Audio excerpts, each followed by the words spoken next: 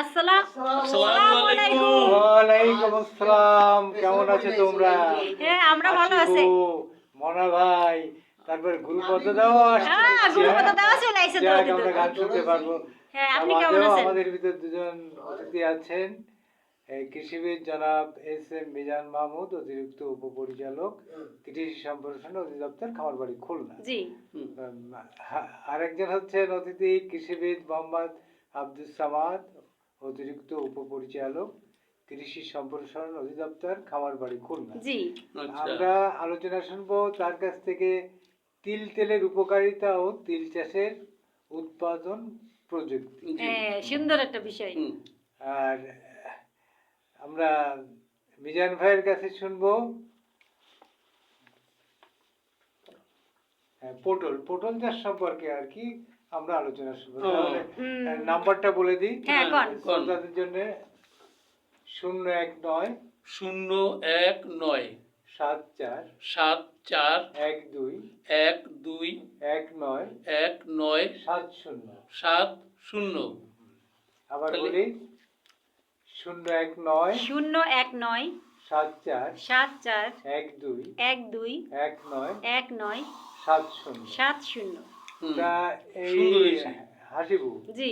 ওই যে তুমি আজকে দেখলাম যে আসার সময় কি বগলে কাপড়ের নিচে কি কার জন্য কি নিয়ে আসছো, কি পিঠে মনে হলো নাকি নাকি আমি তো বলতেই ওই পারি না। মনাবার জন্য করা শীতে পিঠে রসে ভিজাইলাম তাই নিয়ে আইছি। ওরে বাবা, তুমি আগে কবে না? শুধু মনে হয় চলবে কেন, আরো হচ্ছে না। না, সবারই নিয়ে ভাগ ওই করে ভাগ খাবো। করে খাবে না সবাই? যাক, ধন্যবাদ। আসলে- তাহলে আমরাও পাবো, কি বল? না, আগে তো মনে করতাম যে বুদ্ধি নেই, এখন দেখতেছি না বুদ্ধিটা একটু হইছে। হ্যাঁ, একা একা খাই কি এর বাইরে থেকে? হ্যাঁ। না ঠিকই সেটাই। আছে। তা আগে তো খেপাতাম, ওই যে আমাদের এই করে খেপাতাম, খুব খেপে যেত এবং অন্য ভাষায়, বুঝতে পারছেন, যাতে বুঝতে না পারে। ওই যে আমাদের ওই ইসের ওই আরে বাংসি ভাষায়? গোলদার পাড়ার যে ঠাকুরটা, কি? সে ঠাকুরটা কয় কি কয়, অজ্ঞানং তিমিরান দর্শে জ্ঞানঞ্জন শলা কয়। আর হ্যাঁ, বুঝতে পারছেন? হ্যাঁ। এতদিন- এবার গালাগালি দিচ্ছে ওই কয়? আরে গালাগালি না, তা কি? এটা বুঝলে না তুমি? না, আমি বুঝি না। এটা তুমি অন্য আমার ভাষায়। কি কি কষ্ট অজ্ঞানং বদনাম তিমিরান করছো? দর্শে, যে বোকার কাছে যাহার 3 মণ 10 ওজন, আর অজ্ঞানং জ্ঞানীর কাছে তিমিরান, শোলার মতো। আর জ্ঞানঞ্জন শোলার শলা কয়, মতো মানে জ্ঞানীর কাছে তার পাতলা। শোলার মতো শোলার হালকা। মতো পাতলা। বুঝতে তাহলে পেরেছো? আমরা শুনি, এখন আলোচনা শুনি জি। তেল ফসল, তিল তেলের উপকারিতা ও তিল চাষের উৎপাদন প্রযুক্তি। হ্যাঁ, আমরা আলোচনা শুনবো জনাব মোহাম্মদ আব্দুস সামাদ, অতিরিক্ত উপপরিচালক, কৃষি সম্প্রসারণ অধিদপ্তর, খামারবাড়ি, খুলনা। হ্যাঁ, তাহলে ভাইজান। শুনি, কি বল? হ্যাঁ, ভাইজান কোন আমরা শুনি। কে বলবে? আমাদের এই সামাদ ভাই বলবে। হ্যাঁ, সামাদ ভাই। তা সামাদ ভাই, কোন তিল এটা? ওই যে আমরা তিলের খাজা খাই। জি জি জি হ্যাঁ, তাহলে ঠিক আছে, খুব ভালো হবে। জি কৃষক ভাইরা, আসসালামু আলাইকুম। আমি আপনাদের সামনে এখন তেল ফসল, বিশেষত তিল চাষ, জি। তিল চাষ প্রযুক্তি আর এর ইকোনমিক ভ্যালু বা এর উপকারিতা সম্পর্কে আমি একটু জি জি আলোচনা করছি, শেয়ার করছি।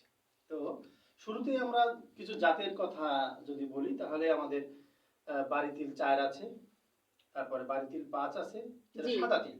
জি। বাড়ি তিল 5 কিন্তু সাদা তিল, এটা কিন্তু জানার একটা বিষয়। জি। জি। সব তিল কিন্তু সাদা না, না, maximum হ্যাঁ, খোসার পরেই হয়। হ্যাঁ।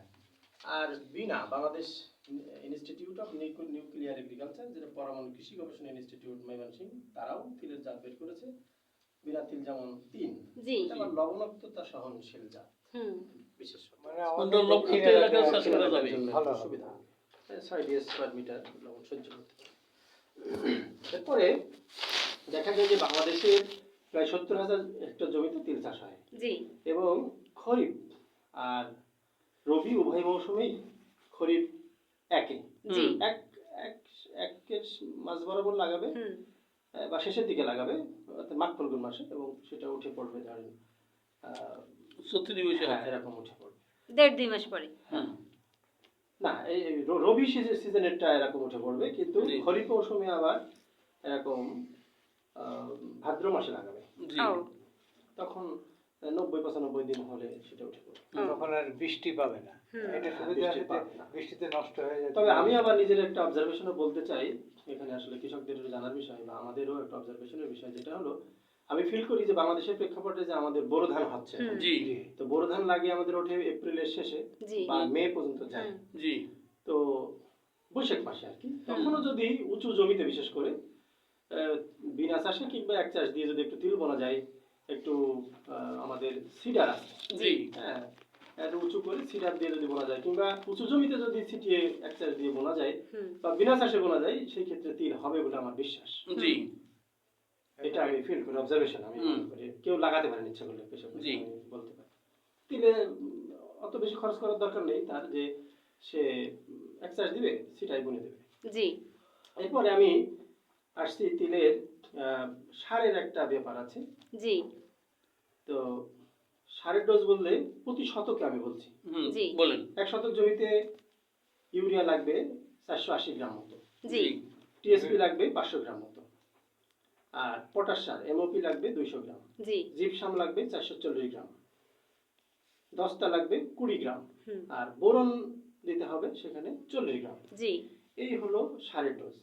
তাহলে আমরা বুঝতে পারলাম যে খরিফ এক মৌসুমে ফাল্গুন চৈত্র মাসে এটা বোনা যাবে, আর একটা হলো ভাদ্র মাসে হুম, তিল বোনা যাবে। জি। আর মাঝখানে আমি একটা কথা বলেছি, সেটা হলো বৈশাখ মাসেও তিল বোনা যাবে। যাবে। চেষ্টা করলে কৃষকরা করতে হ্যাঁ, হ্যাঁ। এবং একটু উঁচু জমিতে লাগাতে হবে, নাহলে জি। বৃষ্টিপাত হয়। হ্যাঁ আপনারা জানেন যে তিল তো দাঁড়ানো পানি সহ্য করতে পারে না। একটা বিষয়।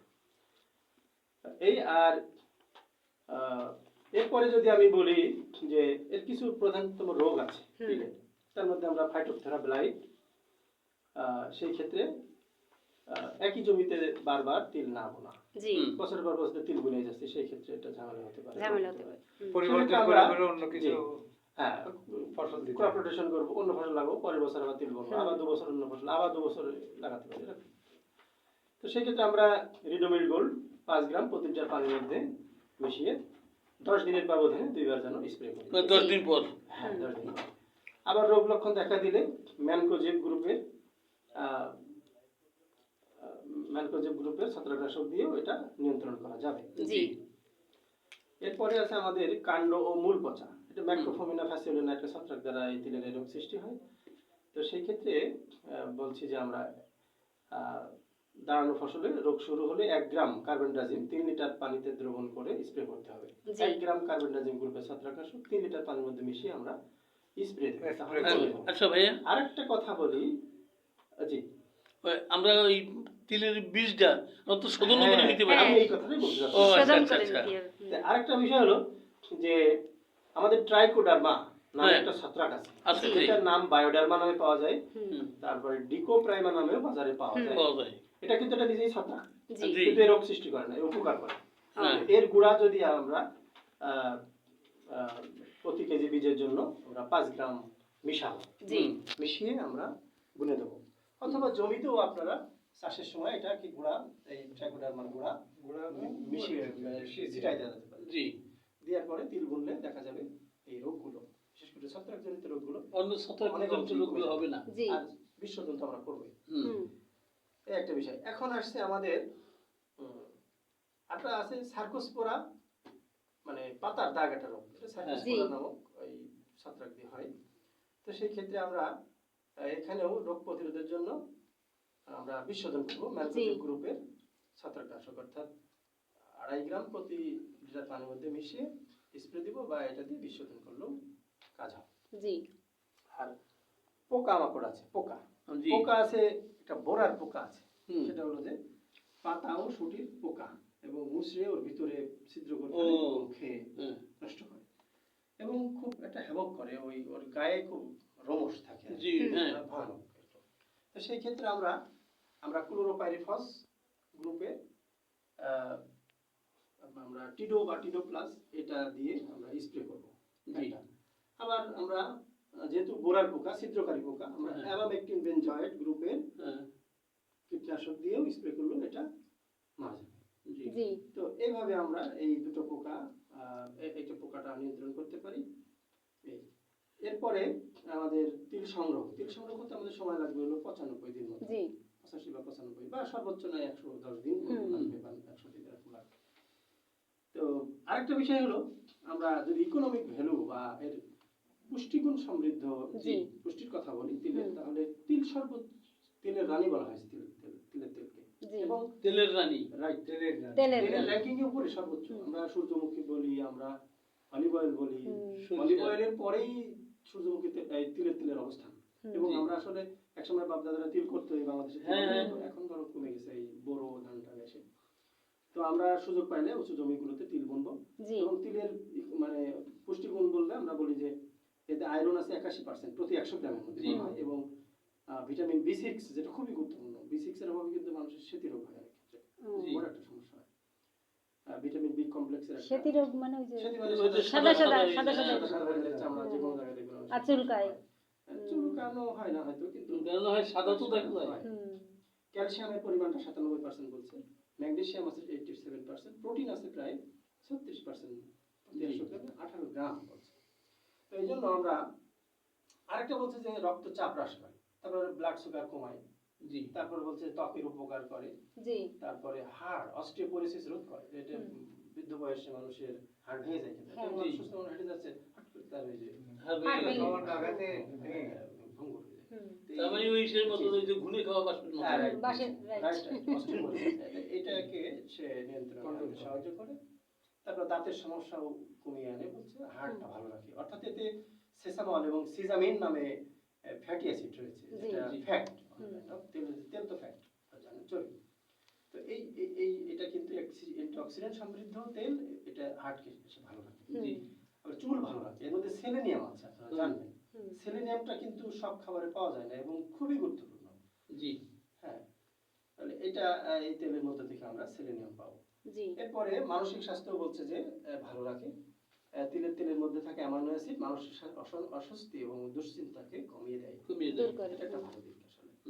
তবে তিল তো মানে চাষের সময় আমরা লক্ষ্য রাখবো যেন দাঁড়ানো পানি না থাকে, এবং উঁচু এবং চুয়া জমি, এক কথায় আমরা বাংলাতে চুয়া জমি, হ্যাঁ, পরিষ্কার জমি, যেটা ঢাল, একটু ঢালু, পানি নিষ্কাশনের ব্যবস্থা থাকবে। সিডারের কথা বললাম, সিডার দিয়ে যেন বেড করে যেন সিডার মেশিন দিয়ে বীজ বনে, তাহলে ওই চাষও হয় আর উঁচু হয়ে বীজ ওই আমার নানাবাড়ি এলাকায় দেখেছি সরকারি রাস্তা গেছে না, রাস্তার যে ঢাল, এই ঢালের পরে সবাই তিল চাষ আমি করে। দেখেছি যে খুলনার মধ্যে দেখেছি যে আইল্যান্ডের পরে অনেকে তিল বুনছে, ওই ভাদ্র মাসে তিল, আর শ্রাবণ মাসে তিল হয়েছে। জি, অর্থাৎ এটা বৈশাখ মাসে অনেকে লাগাইছে, হয়। সেই ক্ষেত্রে হয় আর কি। আর এখানে বলছে যে বীজ হার বলা যায় 1 কেজির কম লাগবে আর কি, জি, প্রতি বিঘাতে। তো সব মিলায়ে এই ছিল আসলে তিল তিল সম্পর্কে আমরা অনেক কিছু জানলাম। খুব সুন্দর আলোচনা শুনলাম। তিলটা আমাদের তিলটা সব কত দিকে উপকারী। উপকারী কি, তারপর আরেকটা হচ্ছে সুস্বাদু খাবার তিলের খাজা। তিলের খাজা।